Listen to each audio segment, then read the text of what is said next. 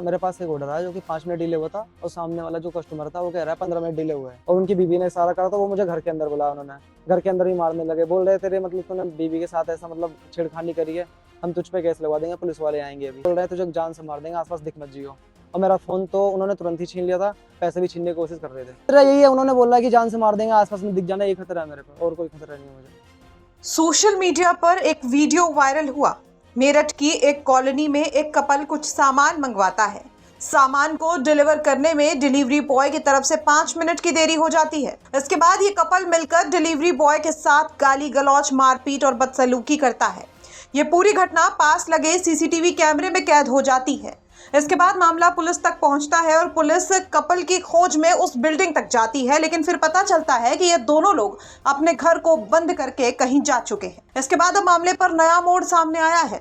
घटना में पीड़ित डिलीवरी बॉय अब कैमरे पर आया है और उसने बताया कि उसके साथ आखिरकार हुआ क्या क्या था। डिलीवरी बॉय की माने तो ऑर्डर 5 मिनट देर हुआ था, लेकिन आरोपी पक्ष ने 15 मिनट लेट होने की बात कही, बदतमीजी की, मारपीट की और उन्होंने कहा कि मेरी पत्नी के साथ छेड़छाड़ का केस तुम पर लगा देंगे, जान से मारने की धमकी दी।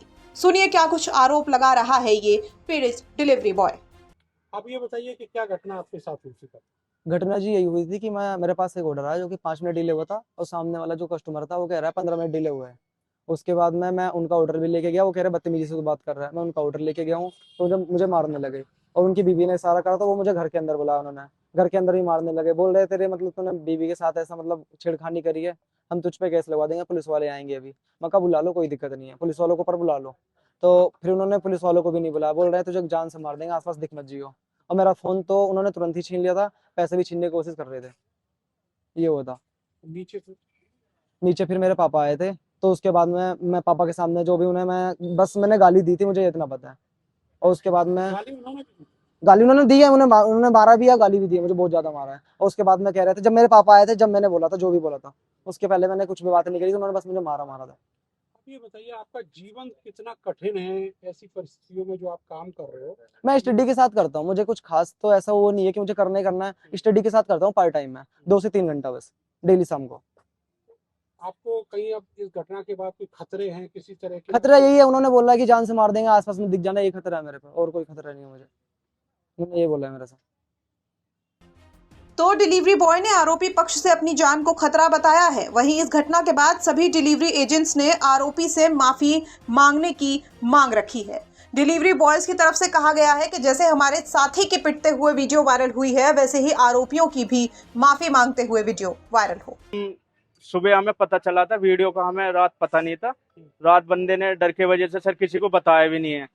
पूरे राइडर ने, किसी ने पूछा था, किसी ने कुछ नहीं बताया ना, तो इतनी लेट क्यों आया, वो डरा हुआ था बिल्कुल, उसने कुछ नहीं बताया किसी को। तो सुबह ग्रुप में सर वीडियो डल ली थी, जैसे इंस्टाग्राम चलाते हैं बंदे, उस पर सर वीडियो डली हुई आ गई।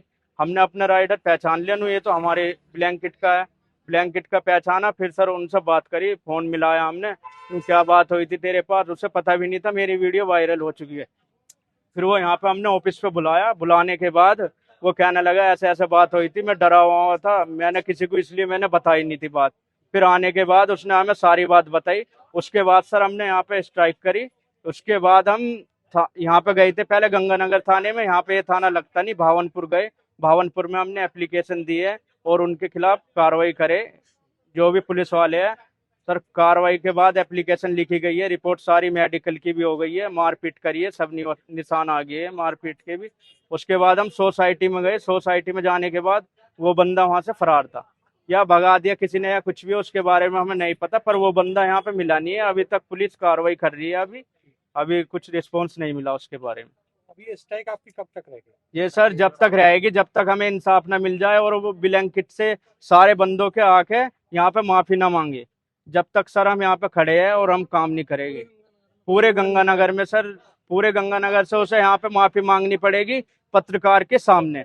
यहाँ पे वीडियो बनेगी सारे राइडरों के सामने, जैसे उस बंदे की वीडियो वायरल हुई है, उनकी वीडियो वायरल हुई है, ऐसी हम उसकी वीडियो वायरल करवाना चाहते हैं बस।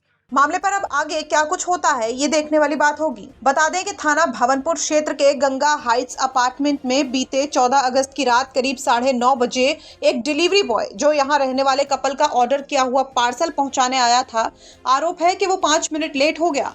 ऑर्डर में देरी होने पर ये कपल बाहर आता है और फिर बेरहमी से डिलीवरी बॉय को पीटा जाता है। इसके बाद पत्नी इशारा करती है कि इस लड़के को अंदर लेकर आया जाए और फिर उस महिला का पति डिलीवरी बॉय को घर के अंदर लेकर जाता है और आरोप है कि ये कपल घर के अंदर भी बेरहमी से उस डिलीवरी बॉय की पिटाई कर देता है।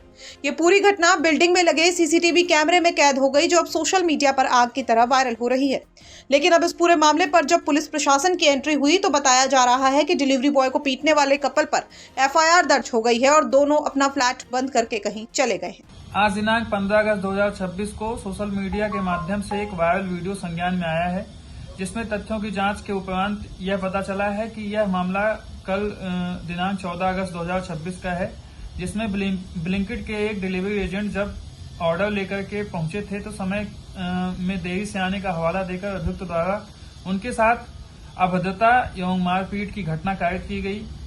इनमें सभी लोगों की पहचान कर ली गई है।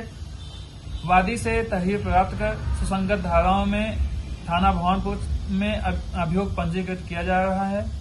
अभियुक्त को गिरफ्तार करने के लिए लगातार दबिशें दी जा रही हैं।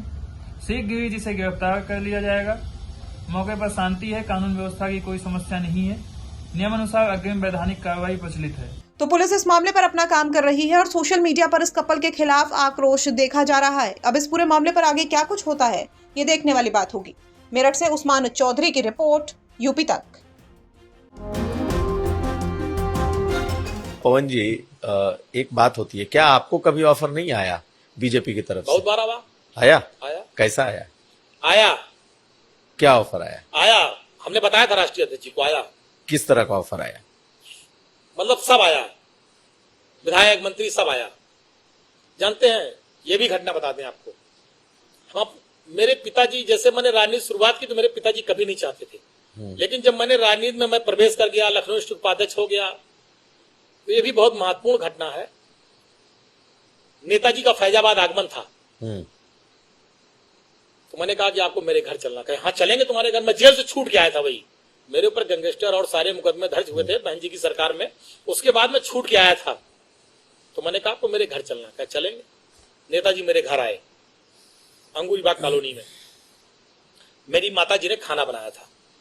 नेताजी ने, जो मेरी माता जी ने बनाया था, पूड़ी सब्जी, दही कचौड़ी, दही बड़ा जो था सब खाया। नेताजी ने बैठ के पूरा आराम से सब खाया और खाने के बाद कहा कि और कुछ बना है। तो हमने मम्मी बुलाया अपनी माता जी को, तो उन्होंने पूछा क्या नाम है आपका? कहीं मेरा नाम गीता। कहने बताइए कुछ और बना है? कहने जो बना था सब खिला दिया। फिर उन्होंने, मेरी माता जी ने कहा नेताजी से, ये पढ़ते लिखते नहीं है, क्या होगा इनका? नेताजी ने कहा पवन के कारण आज मुलायम सिंह यादव इस दरवाजे पर आए हैं और देखना वो एक दिन वो भी आएगा। आज मेरे आने पे डीएम कप्तान बाहर खड़े हैं, एक दिन पवन भी आगे जाएगा, डीएम कप्तान भी बाहर खड़े होंगे, पवन बड़ा आदमी नेता बनेगा। और मुझे नेताजी ने बनाया, उस स्थान पे पहुंचाया। ऐसे थे धरती पुत्र मुलायम सिंह यादव जी। तो उसी दिन से मेरी माता पिता, मेरे पूरा परिवार का एक लगाव है नेताजी के परिवार से। जब ये सब बातें आई कुछ लोगों ने कि भाजपा वाजपा ये सब, तो मेरे पिताजी ने तुरंत मुझको फोन किया, कहा जीवन में भूल न करना, जीवन में गलती न करना। ये चीजें मेरे पिताजी ने बहुत सख्ती से मुझसे बात कही थी। मैं बहुत ईमानदारी से आपसे कह रहा हूं,